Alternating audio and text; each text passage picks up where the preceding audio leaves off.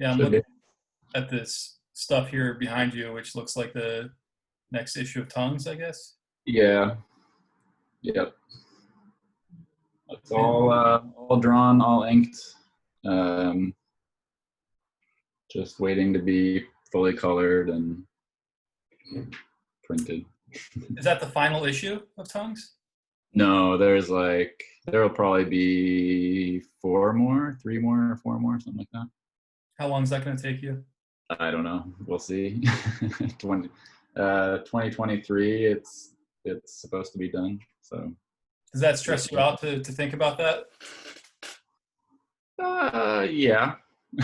Hmm. I try Yeah. not to think about it too much, but deadlines are helpful. Also, keeps you kind of moving. Yeah. Otherwise, you just keep going with it and just take your time Right. and Right. not worry about it. Like, I imagine that Big Questions was sort of like that for you, where you just kind of like self-publishing it for a while without any kind of deadline, and then before you know it, you got a 900-page graphic novel. I mean, there was never any real actual deadline for big questions either. I mean, until like I don't know the year that it was actually due. But I pretty much just took my time with it all the way through. At what point do you pitch something like that to a publisher? Big questions. Yeah. I mean, I self-published it for 6 issues, um, and then asked Drawing Quarterly to take it over with number 7. Hmm. Um, and so, I mean, I don't know. I think that there was always sort of assumed that they would then do the trade.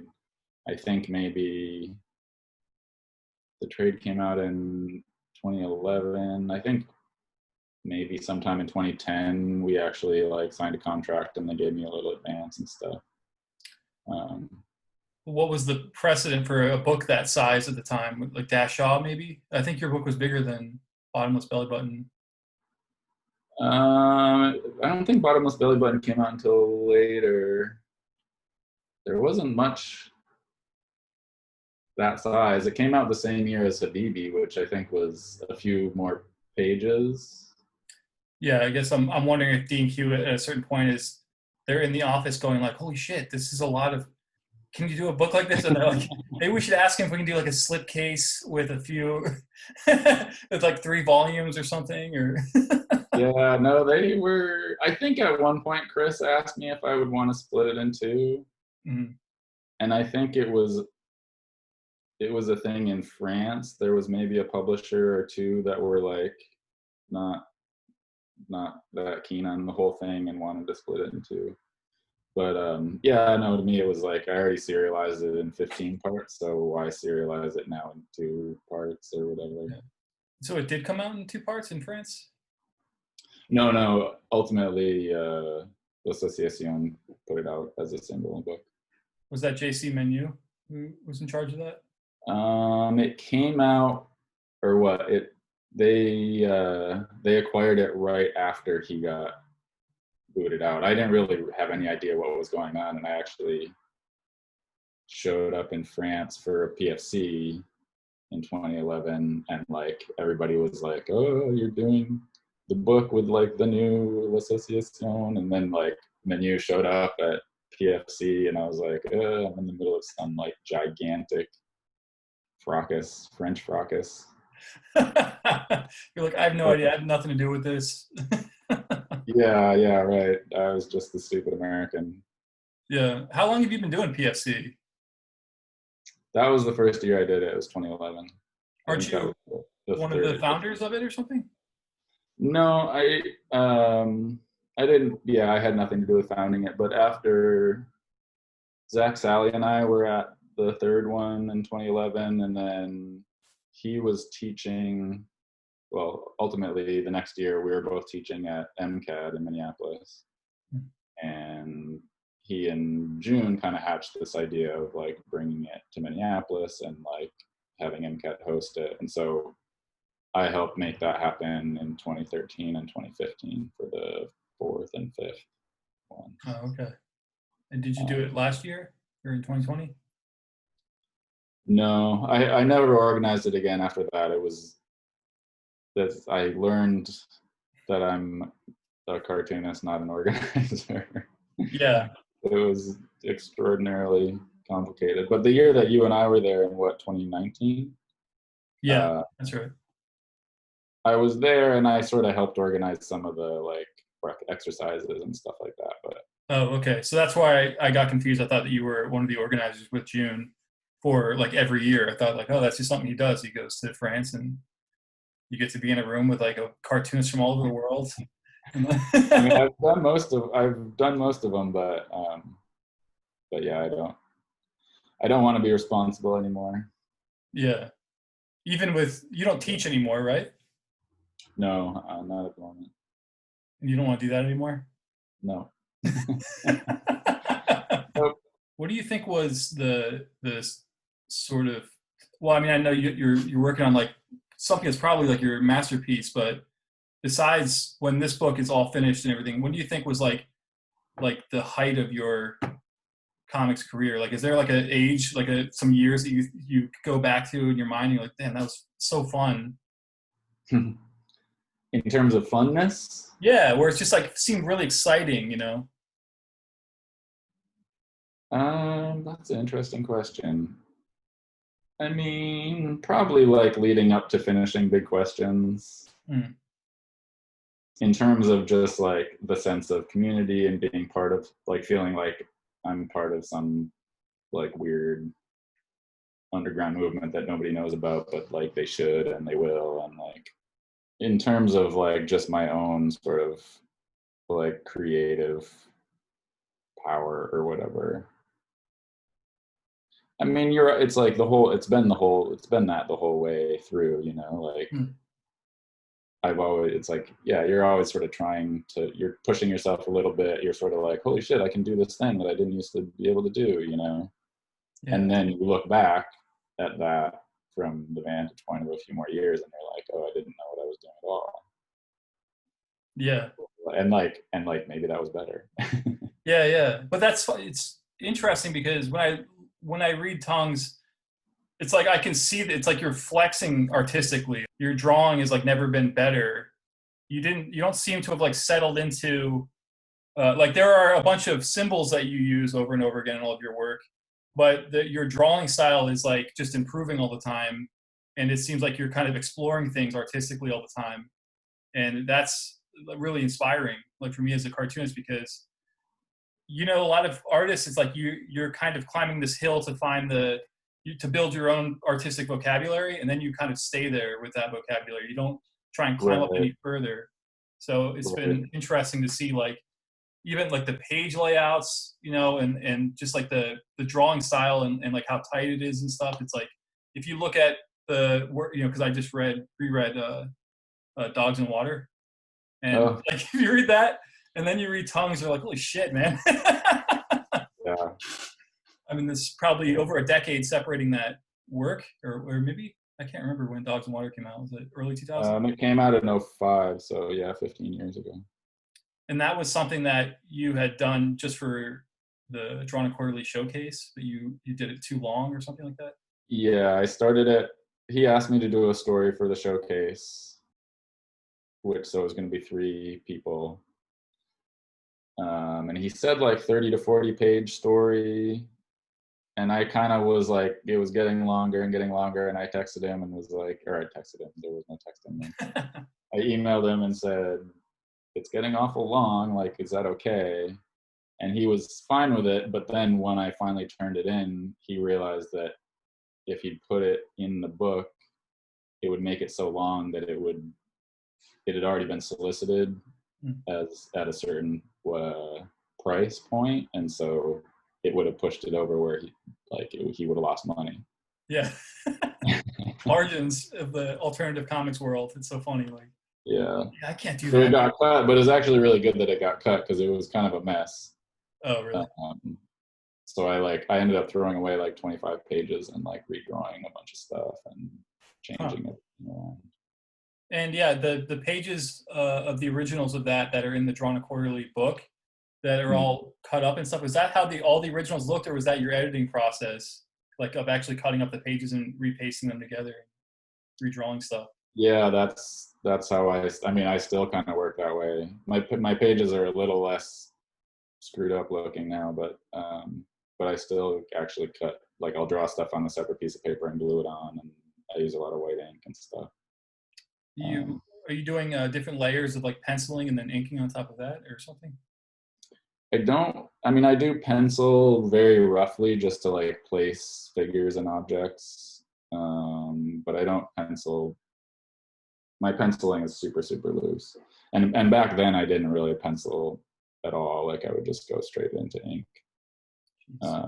So if there's a mistake, like that's, I have to white it out or I have to paste over it or something.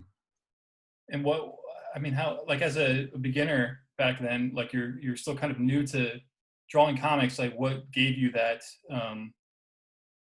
kind of like how are you not afraid of drawing that loose and like that fast and loose and stuff?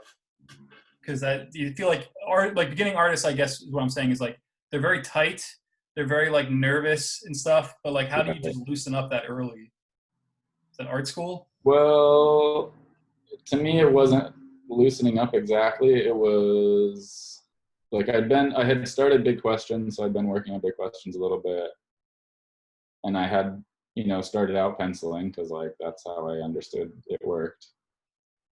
And I found that if I penciled like thoroughly, then my ink line, like I was just a bad inker, so like the ink line would be this kind of dead floppy fish that wasn't doing anything. And I realized if I didn't pencil, then the ink line, I had to like mean it, like I had to like really find the right contour. So I just felt like the drawing looked better if I didn't pencil first. Yeah. And then I never really learned actually how to pencil comics. Well, that is kind of true. Like the pencils always have more life to it than the ink does. Right, yeah. Hard to like capture that with just ink, but right. It's really scary to just go direct to ink and not. Yeah, I mean, I still, even to this day, it's like when I start a new scene or like characters are in a different position, there is a like this weird little like my heart skips a beat, and I sort of have to just be like, okay, you just got to do it. Yeah. Just put the fucking pen on the paper and start drawing. So Tongues is based off of Prometheus, but I guess that's just kind of a skeleton to build the story on top of. Yeah. It's like the basic like inspiration of the story. And you're not going to deviate too far from that. It deviates. It deviates a fair amount because it's sort of like, it's not like I'm exactly retelling the story. It's sort of like if the story had just continued until today. Because the end of the original story, the ancient Greek like play, is lost, so nobody really knows exactly how it ends. So I'm kind of saying like, okay, well, what if he's just still like chained to that mountaintop and the eagle is like still coming? Like, now what? Yeah. Well, what was the whole? I mean, the fact that you would bring back the like Teddy Roosevelt character. Is that I think that's the name of the character with the teddy bear and stuff.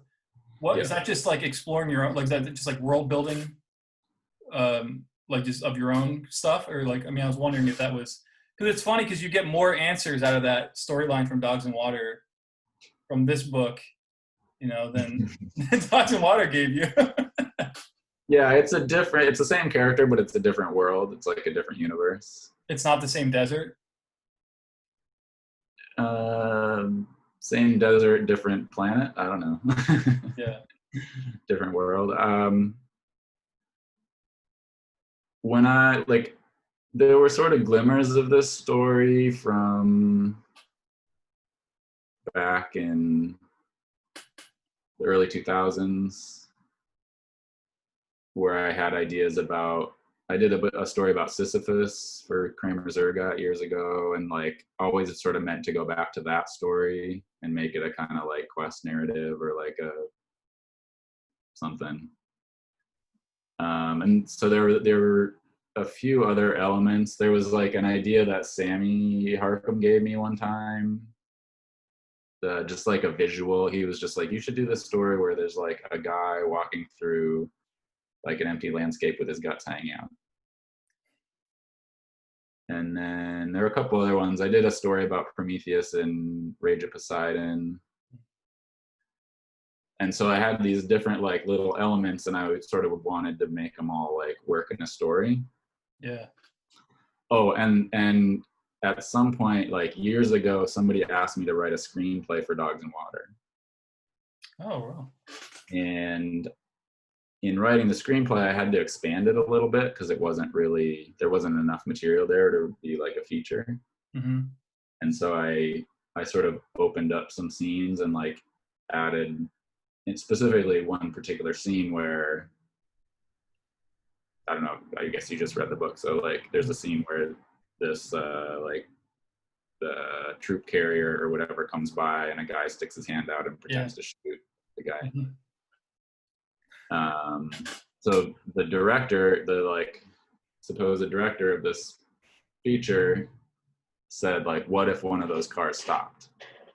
Like one of the caravan of cars like stopped and there was an interaction. So I was like, okay, that's kind of interesting. So I wrote the scene of that happening, but then the film never went anywhere. But I always really liked the scene. And so I kind of just was like, so that became another one of these like elements that I wanted to put into a book somewhere.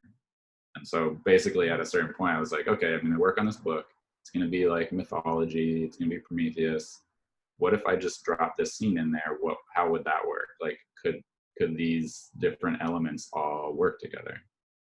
And I feel like that's sort of how starting stories works for me, is like throw a bunch of weird shit together and like just see what happens, you know? Yeah, that's interesting, right? Because it will all tie together because it's you know, subconsciously you have reasons for dropping story elements in there. Right, Like, right. you kind of, you leave yourself sort of an escape hatch that you didn't even realize for later on in your storytelling, you know? Right, and you find out that like this element actually kind of rhymes with this other element. And works together. It'll help you out of a tough situation that you get yourself into later on or something. Right. Yeah. I'm kind of the same way. I like just like write. I write my stories by just writing a list of events, and then just kind of dive in and that story, but connect those dots. Right. And just sometimes everything connected, and then suddenly you have a story like by magic. Yeah. And like you like insert funny things that happen because you'll be going to work or whatever as you're working on this story, and somebody will say something to you that you think is interesting, and then that finds its way into the story that you're happen to be working on at home. You know, all these like little things that it kind of becomes, all this like autobiography kind of fits in there somehow. Yeah, totally. It's like the funnest thing about doing all this, you know? Yeah. But it is like, because it feels like you're not making something, you're just like discovering it yourself. So yeah. Like somebody said, like a story like reveals itself to you. Right. And it's so, I don't know, it's such a corny thing to say, but it's very true. If you're working on a story, it kind of is like uncovering it like it already existed somewhere or something, you know? I don't know. But right. yeah. Absolutely. When you were in art school, did your teachers like discourage you from doing comics? In undergrad, yeah.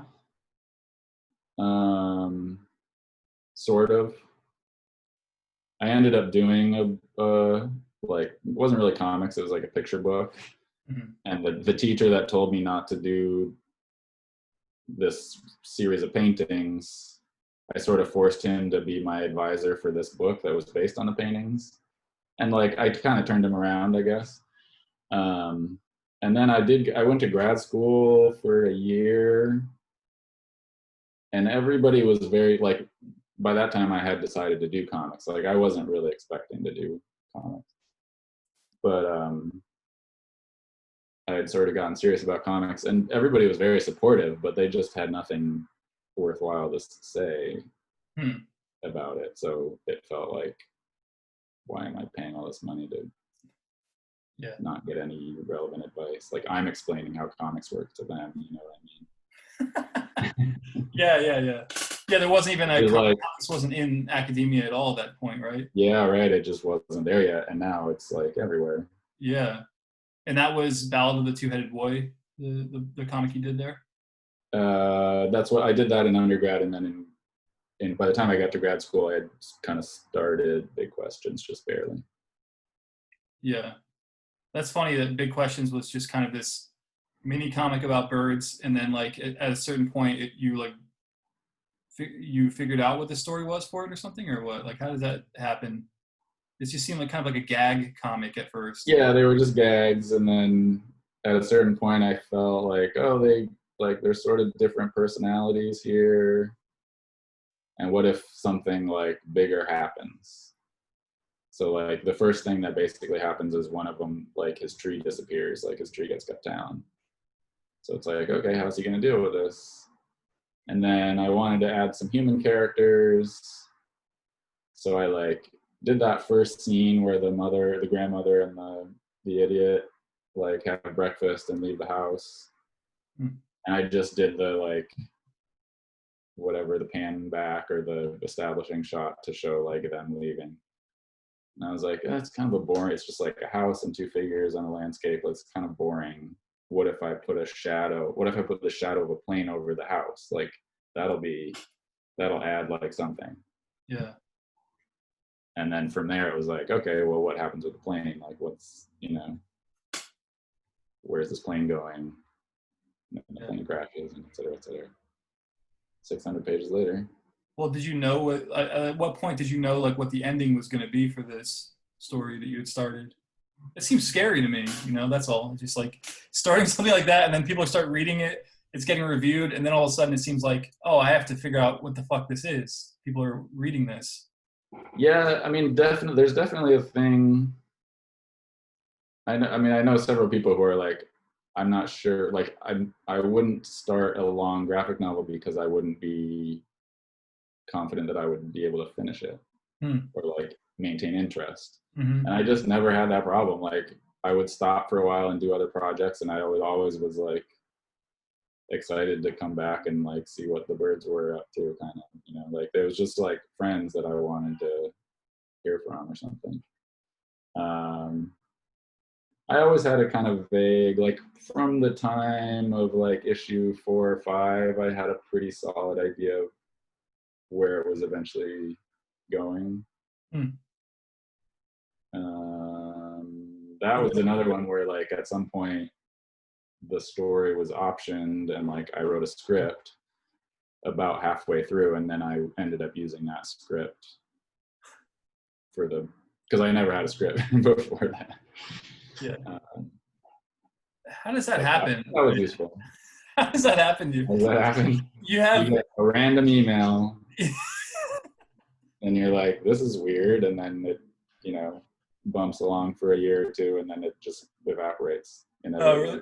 Is that do they pay you after so you sign something, they give you a check, and then they just evaporate over after that? They're just like, here's some money, and then they go away. I think they maintained the option for like 4 or 5 years or something, so I would get like a little check every like once a year.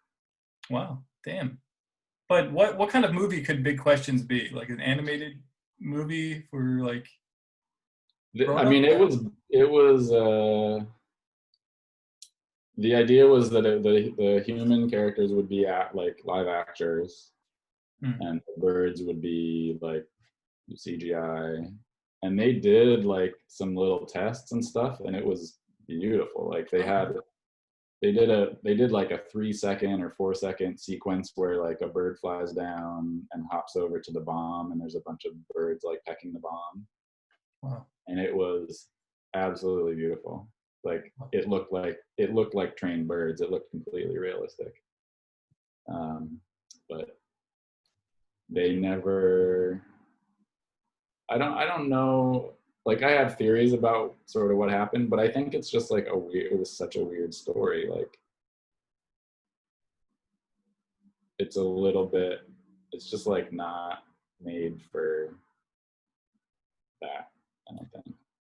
Right. How do you feel about like if they had taken that, made a movie out of it, and then the movie was just total shit? Like, would you have felt like your work was diminished, or would you just been able to get past it and separate it? It would be very disappointing if the movie was shit. Yeah.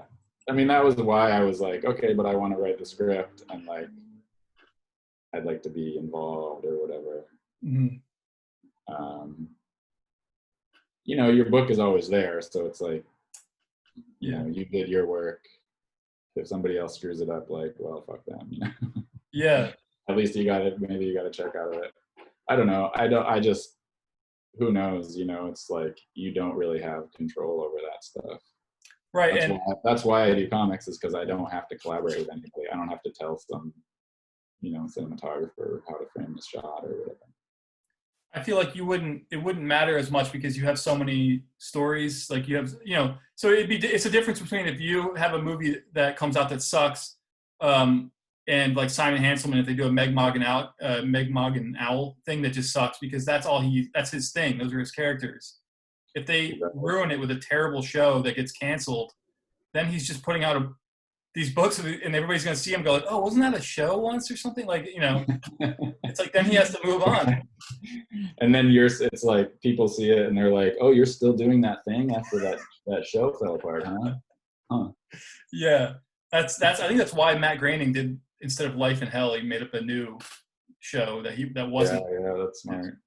Yeah, it's just too much. And I think back in the day, like Julia Wirtz, I think Fart Party was optioned or something, and then Mm. she decided not to do it because they make some terrible show about Julia Wirtz that just like sucks and it lasts one season. Right, then it's you, like, yeah. Yeah. Yeah. That really I sucks. mean, all my characters are me anyway, I suppose, but Yeah, but it's like, Big Questions is only one of the books that you've done, so it's like, right. they make a movie out of that? Like, yeah, like, Yeah, I don't want to talk about it. yeah. Ballad of the Two-Headed Boy those were drawings of paintings that you had done in school? Yeah, I did these paintings of a two-headed character doing stuff. Do you still have copies of that book?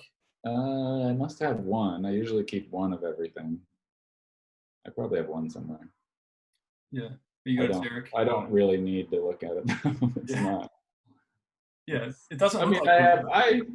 I have some affection for that book. Like, I definitely was testing out ideas and like, I like some of those drawings and stuff.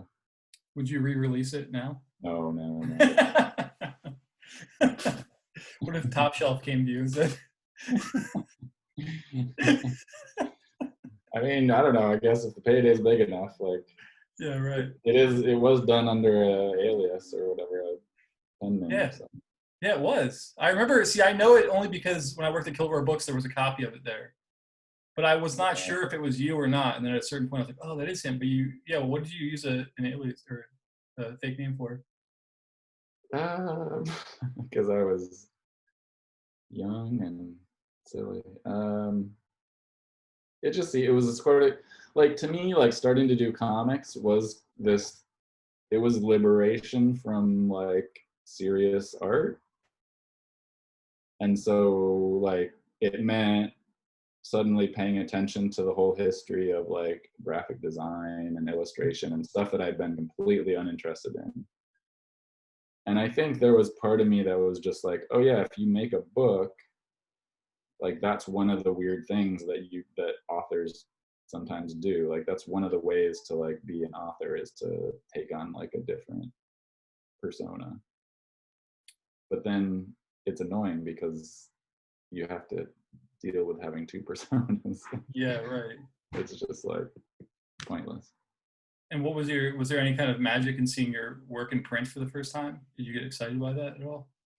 Oh yeah, when I got a Xerox for it, so I was able to print it like nicely. And when it came, that first box of books came or whatever, I think I did enjoy it. I think it was the last time for about a decade that I enjoyed opening a box of books. And why is that? What do you mean by that? When I was doing Big Questions for the first few years, every time the box of books came, I was terrified of opening it because I was sure there'd be some fuck up, you know. Mhm. The printing would be bad, or I would have like accidentally transposed pages, or like there'd be giant like typos everywhere, or you know, it was just like it's just that thing of as you're working. I feel like a lot of artists, it's like as you're working, there's this general sense of possibility, you know, like you're working toward making the best comic you can make, and there's always room for improvement. But like when it's done and the printer's done and they send you a box of books, like it's it's dead. There's no possibility anymore. It's like all the stuff that you could have, if you would have spent just a little more time and fixed, you know, you didn't. And so like, yeah, I Yeah. don't know. You Yeah. just, and at that time also, like I really was still really learning what I was doing. Mhm. And so like making those books, you would draw a page the best way you knew how. But you know, a month might go by and you'd be like, oh, I should have approached it this way. Like, why did I draw it that way? So Yeah. yeah, it was sort That's of unpleasant for a isn't that a few. fear of yours now because you're releasing this story in pieces? I mean, isn't there going to be a certain point where you look back at it all and you're like, ah, shit, like I should have done this instead or something? Like, are you going to leave yourself room to go back and fix things later on? Hopefully not too much. Um, there's definitely a few things I'll be messing with. I think partly I'm just used to it now, so it's like, okay, that's part of the process. Like, there's nothing's ever perfect. Yeah. And also, I'm just better at it, and I sort of I know why I'm doing what I'm doing and stuff. Yeah, I'm comparing the book that I'm doing now to Louis Riel, and I think about how he was putting out those chapters and you know as he was finishing them, I guess, and then just compiling them into a book later. And I'm so happy that I didn't do that because in like the past 6 months I've just been going back and redrawing and rewriting all this stuff to tighten it up and Mm, you know insert characters that are more important later on that should have been there in the first place and all these things. And I'm like, right. thank God I didn't like go, I'm going to self-publish this as little chapters and it'll be great because and I just didn't know enough about the history before I dove into the storyline, you know. So Right. Yeah, I mean that's definitely a drawback of comics is that it's hard to go back mhm. and fix stuff.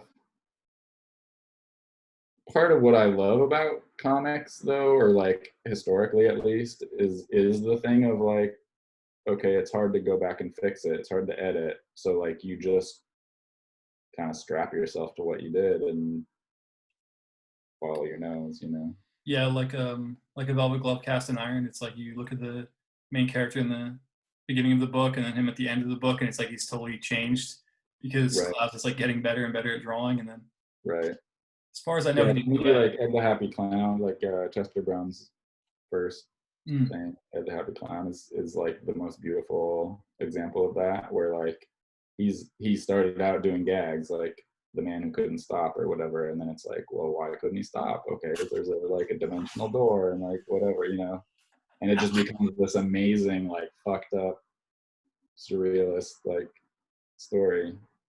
I mean, that must have been inspiring for you in Big Questions, right? Because you're like, here's somebody who just kind of started off doing gags, and then he built Yeah, yeah, around it. yeah, totally. Yeah, I was thinking about that for sure. I mean, when you first started doing Big Questions, you weren't really like cartoonist at that point, right? I mean, but it seems like it. You know, there's that book that Louis Trondheim did. It's like the Yeah, book I that know. made him a cartoonist. Oh, It's yeah, like 500 pages. Like he didn't know how to do comics, so he just started with these characters, and then by the end of it, he was a cartoonist. right. Yeah, I mean that's how I feel about Big Questions for sure. I didn't know what I was doing. Figured it out over the course of doing that book. But like, what kind of I mean, I guess maybe we touched on this already, but like, what kind of like, was there any frustrations that came with doing that? Like, I mean, at a certain point, I didn't mean, you feel there's like, definitely pages in there that I just think are bad, you know, and it changes a bunch of times. The way I draw changes a bunch of times. The way I'm approaching the story changes a bunch of times. Like for a minute, there's like narration in there. yeah, Uh, oh yeah, well, Yeah, it's like a big the frowned upon thing in comics is narration. Yeah, right. In general, you don't want just to have a character like staring at the camera talking, or you know what I mean. Yeah. Uh, Two heads. That's another thing is like if you're gonna, I have like a rule that I try and follow, which is if I'm gonna have two people talking, I have to have at least two panels on the page of full body shots of them. So it's mm, not just two heads, in a panel talking to each other, because it's so easy and it just looks really lame. Um, yeah, I mean, you have to think about like, because when two people are talking, they're usually doing something else too, you mhm. know. Yeah, So like, what else are they? What's happening around them? There's always the thing of like, pan out, show like the whole scene yeah. for a second, or like, what else? Yeah, Establishing what else shot. happening around them? Here's the building where this is happening, and then Right. the interior of them sitting there talking. But since the book that I'm working on is in the 19th century, they always have to be doing a chore, especially the women. If something's happening with the women, they're pulling feathers out of a chicken. You know what I mean? Or Right. whatever. They're like sewing something up because it's just there's no idle time. There's always stuff to be done. So that's something you have to think about. And I even find myself Yeah. Googling like 19th century chores. You know? There's always something. There's always something else happening. Yeah. And like, I guess yeah, it's like there's the talking, and then it's like what, not only like what else is happening in the scene, but like what other thoughts are occurring, or like are the actions that they're doing like impinging on the conversation in some way. Mm-hmm. And having like different threads interweave can make a long sort of boring conversation more interesting. Yeah, if they're talking about something, but the actions that they're doing are about a different narrative thread. Like Right. like they're doing something, but they're talking about something else, and that's a good way to fit in a bunch of to just cram all the details in there. Yeah. But I wanted to return for a second about the first D&Q asking you to do that for the D&Q showcase, Dogs and Water. Like at that point, that must have felt like sort of like a big break because you've been self-publishing up to that point, and I guess you were just working a day job or something, and all of a sudden you get this offer, and then you blow it.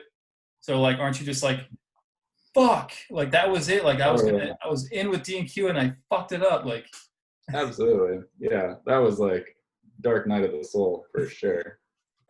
Uh, yeah, because when I got that email saying like, "Hey, you want to do a story for us?" I was just like, "Yeah, like holy shit!" It was like I just got drafted by the whatever yeah, maker. Um, but then yeah, when they were like, "Oh, sorry, we can't use it," I was just heartbroken. Absolutely, yeah. yeah, yeah. I had a similar thing. But I think also partly because like he he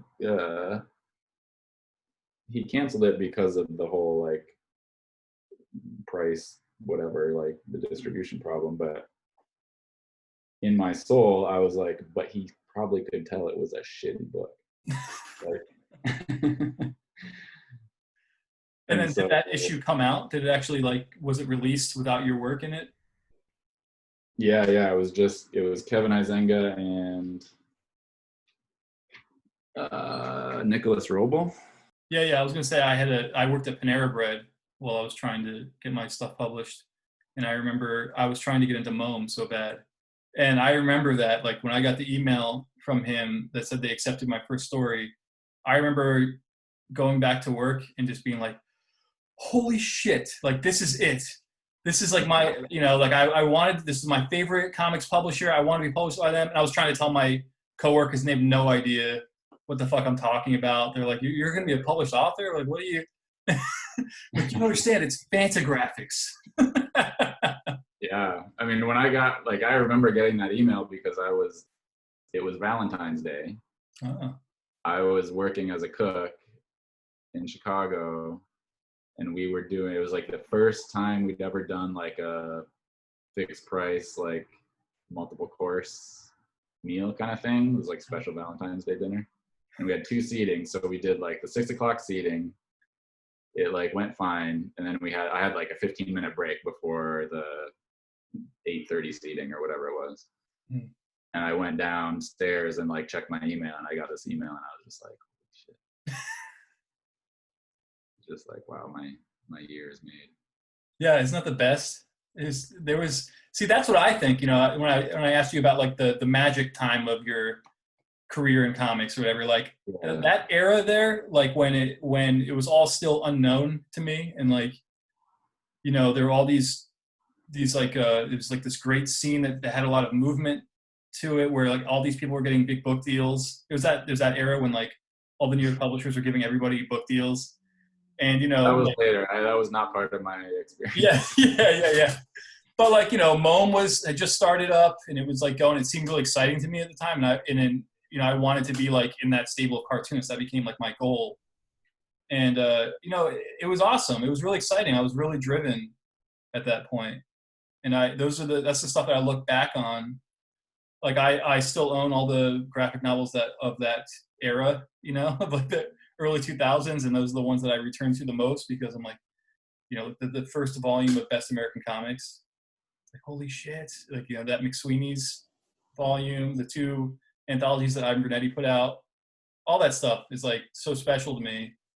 Yeah, for sure. And then it just went to shit. No, for me, like Kramer's, you know, being part of the first couple Kramers, well, not the first couple, but the big one, number 4. Yeah. It definitely felt like, holy shit, like we're doing this really fucking cool thing. Yeah. And that was the one with CF. Was that the CF cover, or was that Matt Brinkman? The Matt Brinkman cover, yeah. Yeah, that's right. I think CF had do you have a piece in that one? Maybe not. I don't know. I don't remember. Yeah, I have those still on my shelf, and those, you know, all that stuff is, what a great era, man. It's just like so fun, isn't it? Right. You know, and No, absolutely. I'm sure it's like, you know, certain people look back at like Raw in a similar way, or even Weirdo. I think Weirdo was different in a certain way, but yeah, I mean, it's like I was, and I think it's like, you know, I'm sure it just goes on. It's like at some point Island probably meant that, you know, was that for certain people. yeah, it's going now. I think it's more about animation more than comics, like where comics have become this sort of leg of animation where like you know, you kind of, you enter comics as your way into animation or something. It's a weird thing where I think the idea of being a cartoonist as an occupation is like, it's like so meaning, like it doesn't mean anything, and it doesn't have any kind of like magic to like young people anymore. Like they don't want to be a part of that. And like, kind of like, it's so rare when you meet a young cartoonist or a new cartoonist who is interested in just doing comics forever. Like they just want to. Right. Yeah. There definitely were people at MCAD that, I mean, this is a few years ago now, but I think comics is still meaningful to a lot of people. I mean, partly it's just like, it's a thing you can do on your own, you know? So if you're like the weirdo in, you know, wherever in Kansas or something, you can imagine like, I could do that. Right, but they're pulling inspiration from stuff that you know, is like just different. It's just like, I don't know. It's so hard to sum up, but I remember I was at CCS, and I'd be trying to get the students like interested in like Love and Rockets or whatever, and it's like they wouldn't even see it. Like they just. No, I think that's true. And I guess that just happens, and you know, things go in and out of fashion, and you know, Love and Rockets. How many times has that lost interest for people and then come back, and you know, those guys, it's like they just keep going, and they're hip for a few years, and then nobody cares again, and then they're hip again, and just riding that roller coaster. Comics, good old comics roller coaster. It must be like that, though, you know.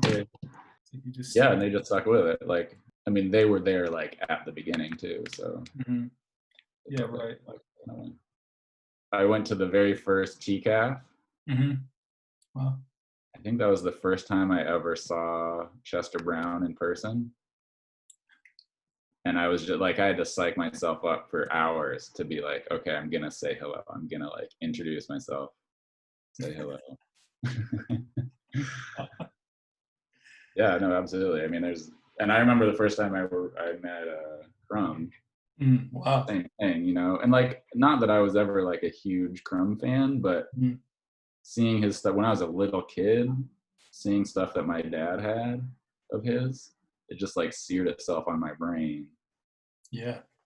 So yeah, it was a similar thing. It was like I was in an airport after an event, and like I was like, I have to go give him a book. Like I have to. Like even though it's gonna fucking kill me, I have to do it. How did he receive you? Was he like, yeah, get the fuck out of here? Yeah, he looked at the book and he was like, I've seen. It was a latter issue of Big Questions. I don't remember which one, but he looked at it and like page 3 and he's like, I've seen this before. This is really weird.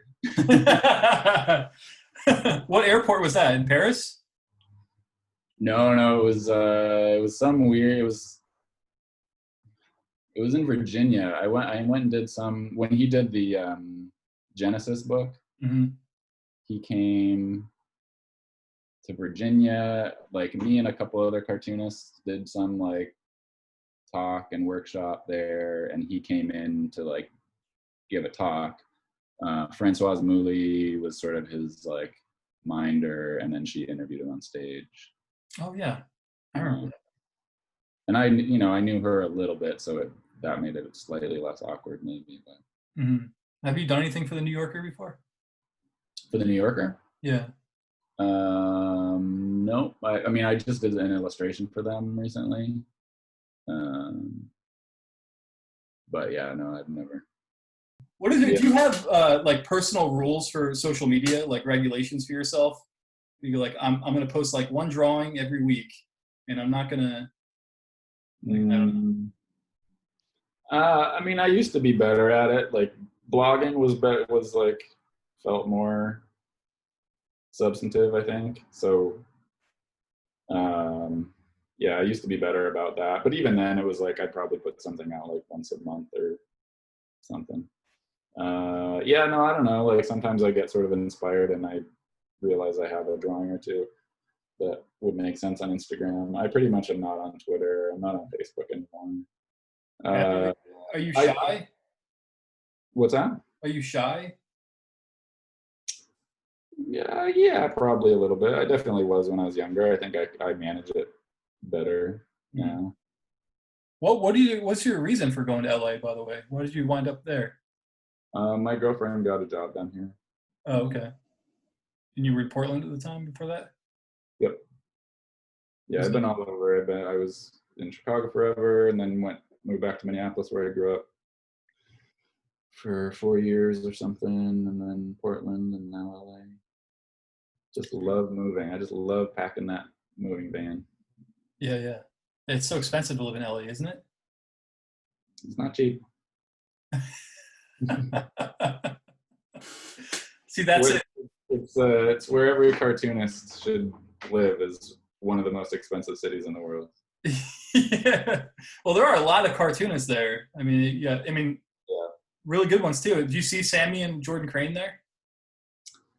Sammy is now an expat living in Australia. Oh shit! I didn't know that. Wow.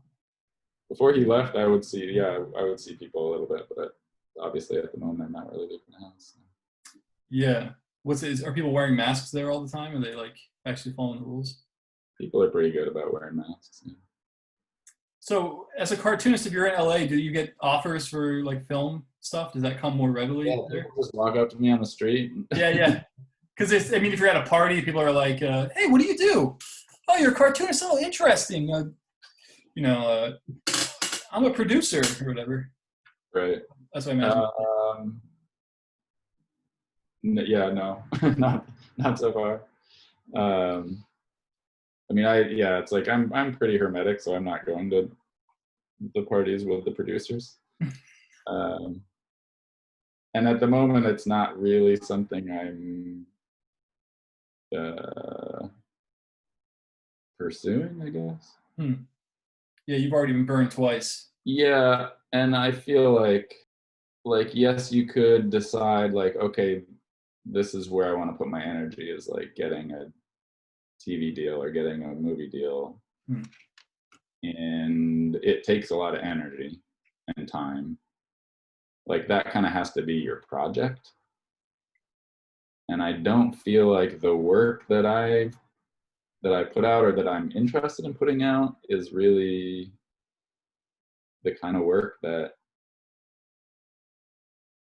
is really works on TV or in movies. I don't know. Like independent film just isn't what it once was. There's a Mm-hmm. ton of different kind of weird shit happening on streaming, obviously. Um, but yeah, I don't have a project that I feel like would be ideal for that. I would love to see Ralph Bakshi do Tongues as an animated feature, and just have Mhm. it be like his Lord of the Rings movie. That would be such an interesting take on it. Is he the guy that did like The Hobbit and stuff, or what Yeah, did he? yeah. He did like and Fritz the Cat. He was like this. He was trying to make adult animated cartoons in the '70s. Cartoons aren't just for kids, Yeah. everybody. Well, he was Yeah, right though. yeah. Like when tongue, at some point with tongues, like, would I love to see it on a screen? Absolutely. So like at some point, maybe I would try to pursue that, but it just feels like such a fucking crapshoot. So like it takes a ton of work to get it, on people's radar, to have those meetings, to get, you know, momentum on it. And 99% of that shit doesn't go anywhere. Yeah. And I'd rather, it's like, that's part of why I do it the way I do it. It's like, I get to tell the story I want exactly the way I want. Like, I don't have to make concessions for anybody's focus group or whatever. I definitely feel like I'm not sure once Tongues is done, I'm not sure I'll ever do like a big long form, graphic novel kind of thing again. It's just so much work. Yeah. Um, and I like I can imagine doing a story like that again, but I don't know if I want to draw the whole thing again. Hmm. And also it's like, yeah, I don't know. Yeah, I feel like the stuff that I think about, like, okay, when I'm done with this and I have a lot of time, like, what do I want to do? Like, I kind of do want to do shorter pieces for, I've had a few pieces like in the New York Times or whatever, like stuff that is a little bit like editorial or like, yeah, I don't know, sort of responding to like the world more directly. Would you do a book that was like 100 pages at least or something? I mean, maybe. Like I can imagine it, but there's a part of me. It's like Tongues is like, you know, scripted and planned out and drawn nicely and colored, and it's like I'll have done that. Like what would be the point? It's like there's not another level. There's not like Hmm. a more different. I don't know. Yeah, it just doesn't feel like I feel like I followed this kind of trajectory, and like Tongues is sort of the end of it. And So you don't. the stuff that I really enjoy is much more just like doing stuff like little strips in my sketchbook or little weird experimental drawings or Hmm. and occasionally like weighing in on you know the news of the day a little bit or like ideas, playing around with like whatever history or evolution or like politics a little bit. But all that stuff could be collected as a book too. Like you're not saying you're not going to do books Yeah. anymore. You're just not. No, no, yeah, it would be stuff that would potentially get collected. You don't feel like you have more stories that you want to tell, or is it just the scope of the stories that you have left in you? I'm not sure that. I mean, whatever. Like, talk to me in 5 years. Right. But I don't know that there's any long form stories that feel vital enough for me to put that much labor into. Yeah. Well, Because you kind of like reference this, but there's themes, you know, like there's themes that I come back to. Mm-hmm.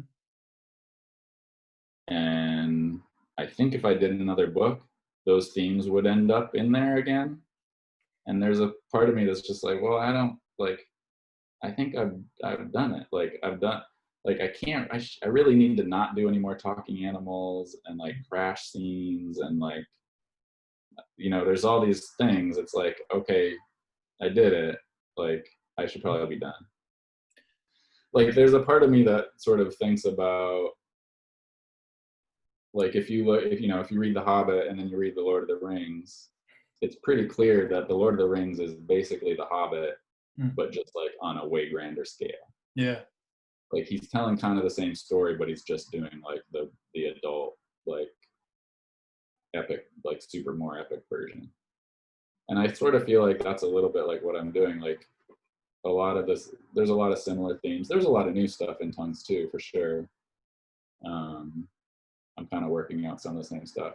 And if I do short pieces, like I'm going to be working on a lot of those same themes. But I feel like there's things you can do if you're going to work something out in a day or a week. Yeah.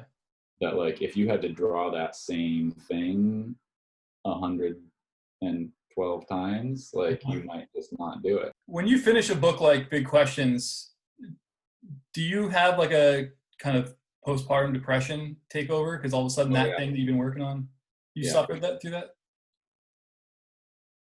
Yeah, I like, yeah, I always do for sure. I mean, every issue of Tongues, I have like a week or two where I'm just like depressed and can't get out of bed. Yeah. Partly because it's a lot of work, like finishing a book and getting everything together, getting the files all together and like dealing with a printer and all that shit. It's like, it's just a lot of mental labor. But also there's the thing of like, you know, working towards a goal and then you achieve the goal and then it's like, now I have no goal. Life has no meaning. Yeah, because Big Questions was your life artistically for a long time, right? I mean, many years you were working on that book. Yeah, yeah. And then you send that off to the printer. The last 6 months or so where I was doing editing and doing like proofreading, like just rereading the book like 6 times and changing, you know, moving the letter I over 3 pixels to the left or whatever. It was brutal. It was the first time I ever was like, I think this sucks. Like, I think comics is not fun. Yeah. I don't want to do this. And when it was finally like done and sent off to the printer and I was out of my hands, like I really literally for 2 days did not get out of bed. Like it was like I had the flu or something. Like I couldn't even. Wow. What was the project you did immediately afterwards? How long did it take you to get into something new? When Big Questions was published, I had like 3 like half finished things. So what came out first? Like I worked on a reissue of Don't Go Where I Can't Follow. That was probably the first book that came out again. And then I finished The End. And then I finished Rage of Poseidon. Those were like 3 projects that were sort of like half finished, and I just kind of like took my time and completed them and put them out. It seems like the press for Big Questions was a lot, man. I remember you were out all over the place when that book came out. Yeah, I did way more than I probably should have. I think I did 30 cities. Oh shit. He wanted me to do like 8 or something. And I was like, look, I worked on this book for fucking 15 years. I'm going to make a big deal about it. Yeah. No, at the very end of it, I went to the UK and did like 5 or 6 dates in the UK. That was just like, that was very anticlimactic. Oh, really? Yeah, the stuff I did in London was great. And like, I think in Nottingham was pretty decent. And I think all the other dates, like 3 people showed up. And I meant like driving all, like England looks pretty small, you know, Britain looks pretty small on a map, but it takes a while to get to Manchester and York and whatever. Were you alone on that trip, or did they have you with like Tom Gold or something? I did one event in London with Tom Gold, but otherwise, yeah, I was on my own. I was like, yeah, rented a car, driving on the right hand side. All right, man. All right.